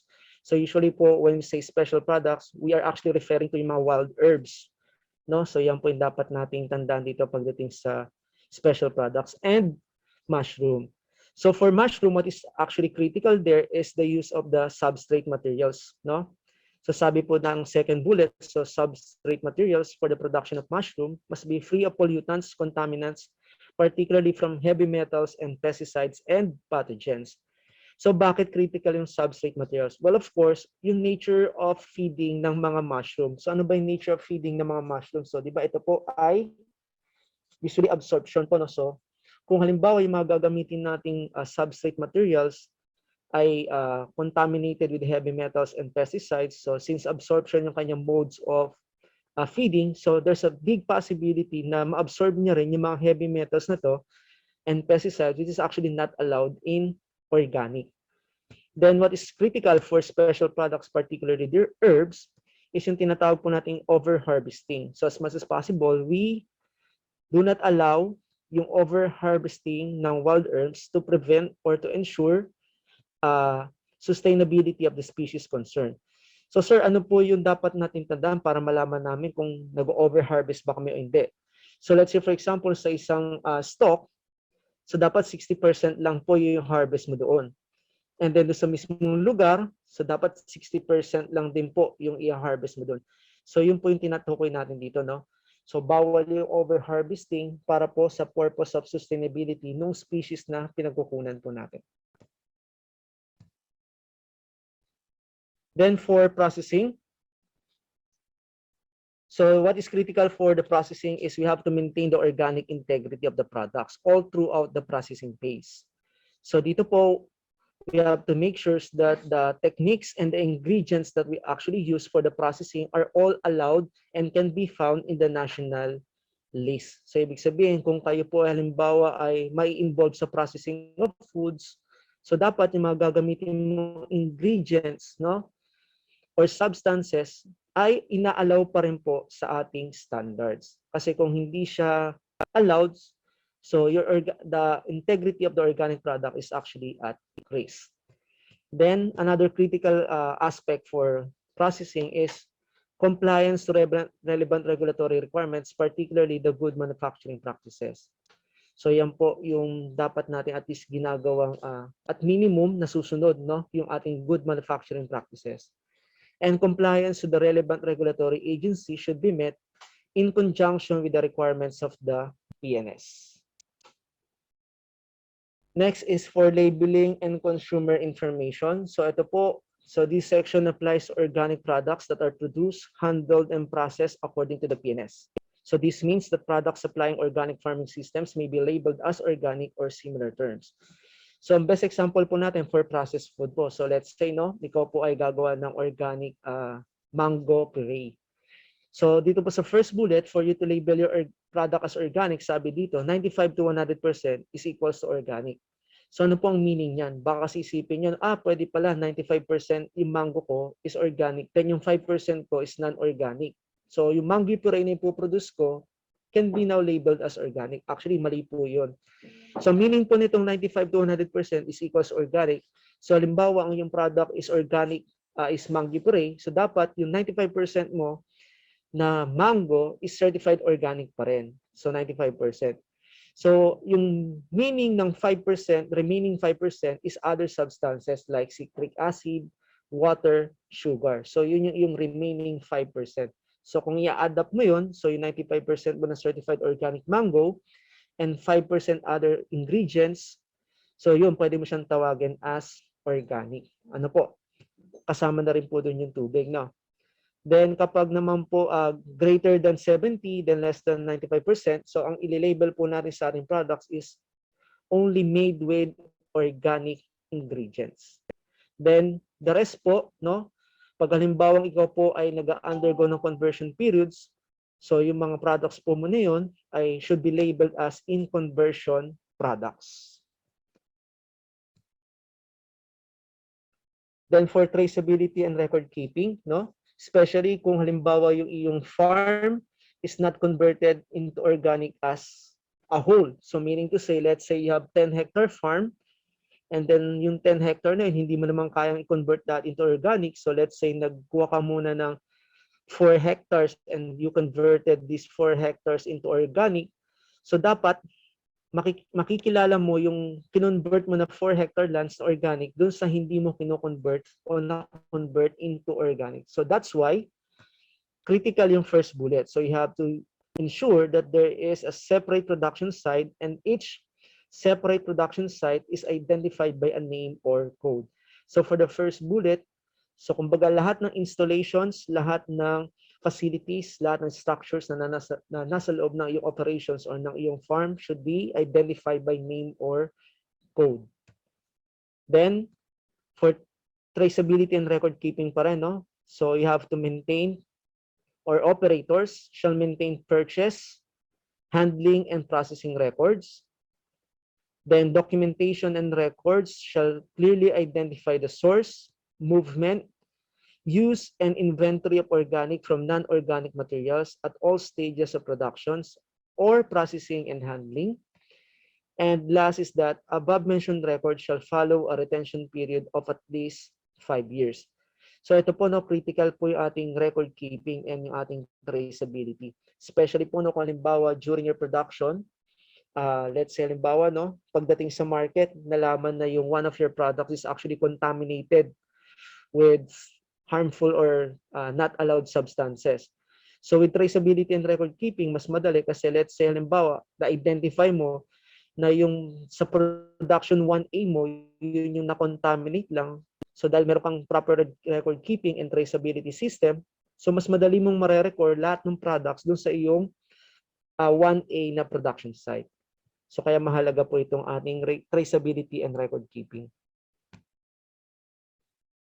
Then of course, aside po doon sa ating mother standard, which is the PNS BOP 07, there are other organic agriculture standards. So balikan lang po natin doon sa crop production kanina, no, nabanggit ko na as much as possible, the farmer itself, sila po dapat yung gumagawa ng kanilang ginagamit ng fertilizer, including yung mga pesticides po. No? But of course, there will come a time na hindi naman enough yung supply na magagawa nila. So sabi natin, pwede silang gumamit ng mga supplementary fertilizer as long as ito po ay certified, and mas maganda rin po kung ito po ay registered sa Bureau of Agriculture and Fisheries Standards. So therefore, kung gagawa ka ng fertilizers and then later on pesticides, so dapat meron ka rin sinusunod na standards. And ito po yung dalawang standards na i-discuss natin ng pahapyaw lamang po. So the first one is PNS BOPS 182-2016, or also known as the biocontrol agents. So sabi ko nga kanina, in layman's term, when you speak of biocontrol agents, these are actually your biopesticides. So there are actually 4 no, under biocontrol agents. So may apat po tayo. So we have botanicals, microbials, macrobials, and semiochemicals. So for botanicals, so usually what is important here is the compound and materials from plants. So usually ito pong compounds and materials na nakukuha natin sa halaman, ito po yung mga tinatawag nating active ingredient or AI. In which ito pong active ingredient, siya po yung nagiging major cause kung bakit niya napapatay yung isang specific o isang target pest. Then we have microbials. So when we say microbials, this actually includes microorganisms such as bacteria, algae, fungus, and including protozoa and virus. Then when the other one is actually the macrobials, so these are actually invertebrates that are natural enemies of that specific pest. We have example here as mites, insects, and other predatory insects. Then semiochemicals po, no? Ito po yung like mga pheromones po natin. So these are actually organic compounds used by insects to convey specific chemical messages. So ito po yung ating apat na classifications po ng ating biocontrol agents. Okay po. Then the other one po is yung ating organic fertilizers nga po or organic soil amendments, no? So PNS BOPS 183. So under PNS BOPS 183, there are 4. So naka-classify po sila based on their nitrogen, phosphorus, or NPK level, no? So kapag po organic fertilizer, based on our standard, so dapat po sila ay substantially decomposed product wherein ang kanilang total NPK is ranging from 5 to 10%. So kapag naman po composer soil conditioner, these are actually products substantially decomposed wherein their total NPK is 2.5 to less than 5%. Then aside po dito sa conditioners and organic fertilizer, we also have microbial inoculants. These are actually biologically active product containing optimum population of one or more combination of active strains of microorganisms. So ito po ang best examples po natin dito. Halimbawa yung mga nitrogen fixing bacteria po natin, no? That can actually aid in the tawag dito. Doon po sa pag-produce ng mga macro elements na kailangan or dapat maging present sa ating lupa. Then we have plant supplements. These are actually described as the compounds of organic origin with a total NPK of 0.5 to 10%. Some best example po natin dito are the fermented plant juices, fermented fruit juices. So yan po yung mga tinatawag nating concoctions na yung mga ginagawa ng ating farmers na mga concoctions. So those are the 4 classifications po, no? Pagdating po sa ating organic soil amendments. So yung key message po natin, no? So we're going now to the last part of my presentation. So number 1 po, when we speak of standards, so we have to take note that this is actually a document approved by a recognized body that provides for common and repeated use, rules, guidelines, or characteristic for products or related processes and production with which compliance is not mandatory. Then, sabi po natin kanina, there are actually 6 types of standards, but of the 6 types of standards, specification, code of practice, and classification are the most common in agriculture and fisheries. Then, standards are important to ensure consumer protection and make products globally competitive. Next, standards are voluntary in nature. Then, for the 5th one, so BOPS is actually the sole standard setting agency of the Department of Agriculture, mandated to develop standards for agri and fishery products. So this includes organic agriculture and halal. So yun po yung diniscuss natin kanina. Tools and machineries, equipments, and structures. Then standards are developed following an established procedure and at the request of relevant stakeholders. So once there is actually a request, so requests are prioritized based on a set criteria standards are voluntary in nature, no? Then standards become mandatory when translated into technical regulations or SPS measures by the relevant regulatory agencies. So yung kanina pong standards na diniscuss natin, as mentioned, hindi po yun yung pangkalahatan. So ipopromote ko na rin po, no? Kung gusto niyo pa pong mas matuto ng in-depth pagdating po sa standards natin, so you can actually enroll for free dito po sa BOPS Online Academy. So punta lang po kayo sa bopsonlineacademy.podia.com and you can enroll for free and earn a certificate. So thank you po. So these are actually our contact details. So kung may katanungan po kayo, because we only have a limited time to discuss the three topics that was actually presented. So pwede pa po kayo magtanong sa amin. So thank you po, and hopefully po ay nakapag-impart kami ng knowledge. So thank you po. Okay, thank you so much po, Sir Jeffrey Garrido, no, from BAFS. So, sir, let's now proceed to our open forum. Is it okay po ba? Yes po, ma'am. Yes po. Okay. Sige po. Okay, so now let's go to our first question. We have several questions po from our participants. So ito po. First question po, can the academe, like universities and colleges, of course, participate in the development of the standards? And if so, how daw po? That's a good question po, no? So to answer po, number one, yes po, no? Actually po, most of our technical working group are from the academe, and one of which is the University of the Philippines, Los Baños, kasi alam naman po natin yung UPLB, no? Ito po yung sa agriculture side po, no? So pwede po kayo magpa-member yung ating mga tawag dito. Pwede po kayong maging member ng ating technical working group. But of course, kailangan nyo po mag-antay muna nung tinatawag nating call for nomination ng TWG. So kung usually, halimbawa may dinedevelop na standards, at halimbawa doon sa dinedevelop na standards ay nangangailangan ng mga expert coming from the academe.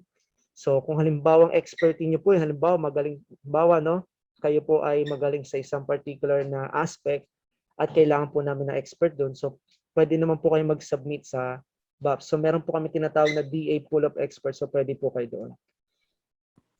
Okay, thank you so much po, sir, for clearing that up. So, there you have it, no? So, mga, kung meron mang nakikinig na interested na mga universities or colleges na gusto maging part ng standard technical working group ng standards ng BAFS or yung mga magbibigay ng standards. Again, kailangan talaga na expertise nyo yung binibigyan nyo. Kasi nga, we are talking about standards here, importante yun.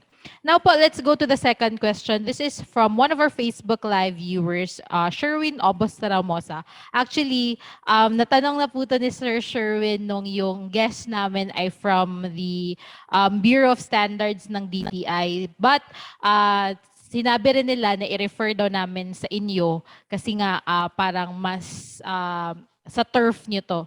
So ito po yung question niya. In terms of planting materials for nursery stock, like for example, the American Standards for Nursery Stock by the American Horticulture Industry Association, as applied in agronomy, horticulture, and forestry products, whose organization is it responsible for the unified standardization in the Philippines ng mga produkto po na gaya ng sinabi ko kanina? Opo. So kung yan po yung ating concern, so of course po, basta po agriculture and fisheries, so sa Department of Agriculture po ito.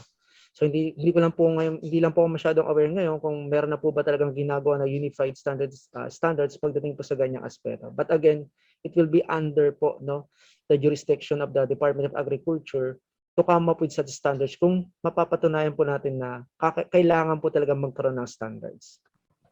Okay. Thank you so much, sir, for clearing that up. So, yun. Kung mapapatunayan, Opo, yun kasi nga di ba yung po keyword. kanina, to ano lang po, no? Meron po kasi tayong mga prioritization. So kung yun nga po, sa 314 po na standards, no, hindi ko naman po kabisado yung lahat. Hindi ko lang alam kung meron na. Pero kung wala pa man, at sa palagay po ng sector ay kailangan, as long as mag-fall po doon sa prioritization na nabanggit natin na na-discuss kanina, pwede po siyang gawan. At syempre po, ang gagawa po nun ay ang BOPS po ng Department of Agriculture. Okay, yun. Klarong-klaro. Salamat po, sir. Now, let's go to the next question. Ito. how long, kasi nga parang you've mentioned, you showed us earlier the 15 stages of standards development po, di ba? So how long does it take to complete the 15 stages of standards development? And what are the challenges and Medyo bottlenecks po in the static, ma'am. process? Ay, yun po. Po? Medyo po ma'am, Ay, sorry. Okay po. choppy. Sorry po, Okay. sorry. Okay lang po. So, yun talaga yung problema pag online, sir. Oo. Ito po, how long does it take to complete the 15 stages of standards development? And what are the challenges and bottlenecks in the process? Okay po. So usually po no, sa standards development process, so yearly po may target ng BOPS. So usually kung nag-target, let's say for example for 2021, nag-target kami ng 20. So ito pong 20 na to, gagawin namin within the year. So to answer po yung question po na yun, so usually how long? It will take us 1 year po to develop the standards. And then to the follow-up questions po, no? Ano po yung mga challenges namin? So number one, syempre, yung pagkuha o paghahanap ng mga experts po that will serve as the technical working group. So yan po yung number one na tawag dito, number one na nakikita namin. Pangalawa po, syempre, especially now pandemic, hindi naman po lahat ay available always. So yan din po yung mga challenges na kahit naman po with physical, hindi po minsan sometimes lahat represented during actual public consultation. So yan po yung mga challenges na kinakaharap namin pagdating po sa standards development process. Ayun po. Okay. Thank you so much, sir. So now let's go to the next question. Ito po from Monch Adeser. Sabi po niya, how is the status of equivalency of our Philippine agri standards versus other countries, not only ASEAN? Say, for example, Japan, South Korea, China, etc. Big markets for Philippine agri products. Example, parang further pa po niya. Example, PhilGap is not recognized by global GAP or Japan GAP. Philippine Organic is not recognized by Japan, JAS Organic, South Korea, USNOP, EU Organic po. Peace to all. Mas makakamura po ang rating ng farmers at makakayang i-penetrate ang export market po. Okay po. Sa ngayon po, ang kaya ko pong sagutin ay dun sa organic agriculture po, no? Kasi po, pagdating po sa GAP, so siguro po i-refer po natin siya doon sa ating specific offices po na pagdating sa dito po sa loob ng aming office. Pero just to give you an example mo, pagdating po sa organic po, ito po ay tulad na nabanggit ko kanina, ito po ay harmonized na pagdating sa ASEAN level. So particularly po, harmonized na po yung ating Philippine National Standards for Organic Agriculture dun sa ASEAN Standards for Organic Agriculture. So at least 83% po adopted po tayo or harmonized po tayo dun. Pagdating po kasi doon sa nabanggit na iba ni Sir kanina, pagdating doon sa PhilGap and others, so wala po ako masyadong idea po doon. So maybe we can actually, tawag ito, tanungin po natin ibang office po namin dito sa, kasama po namin dito sa office, pagdating po dun sa bagay po na yan. And then we can actually relay po the answers po to the group. Yes, oo nga po. Thank you so much, sir. And yes, para klaro lang, ang under lang talaga sa BAFS is yung organic agriculture. Kasi yung GAP or yung good agricultural practices po ay hindi po under sa kanila. If I'm not mistaken, under po siya sa DA. So yun. Hopefully, Sa iba pong bureaus po ni DA. oo, yes, iba yung iba nga yung jurisdiction. So, hopefully, maybe in the next episodes of our webinars, mas matatakal pa natin ang about sa GAP or good agricultural practices. But thank you so much, sir, for clearing up the question about organic agriculture. Now, let's proceed po to the next question. Ito po, and I know nga, sir, limited yung time nyo kasi ECQ po sa inyo. So, this is the second to the last question na po natin. Ito po, what agency is in charge of the accreditation for organic agriculture and what is the process?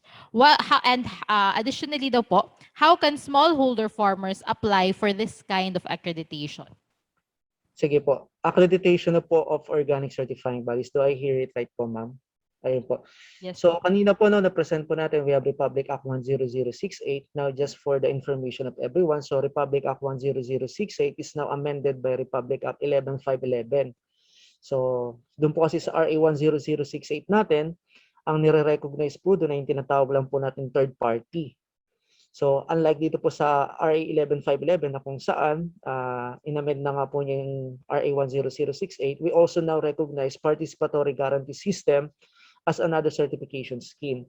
Now, to answer the question po, based po doon sa mga nabanggit ko na batas, ang accreditation po of organic certifying bodies ay sa amin po, dito po sa Bureau of Agriculture and Fisheries Standards.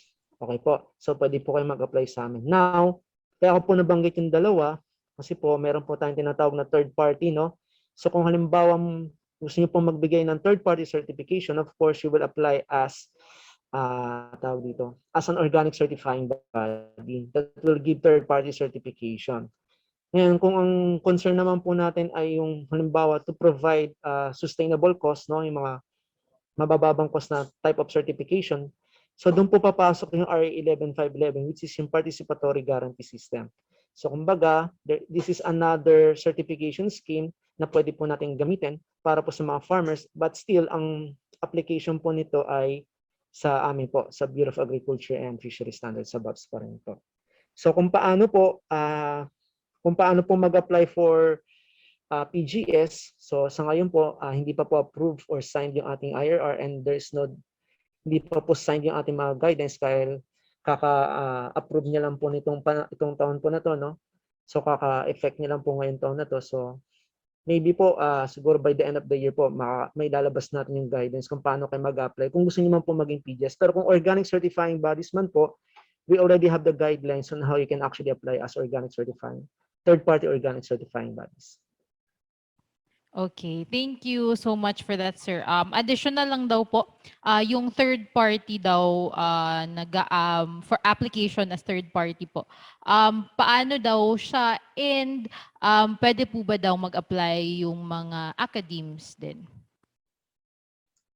Paano po siya, and then ano po ulit, ma'am? Yes po, how the process daw po yung sa third party accreditation? Oo, yung pag-apply. Okay po. So usually po, ma'am, of course, application-based po ito. So kailangan niyo po mag-submit ng letter of application sa BAPS.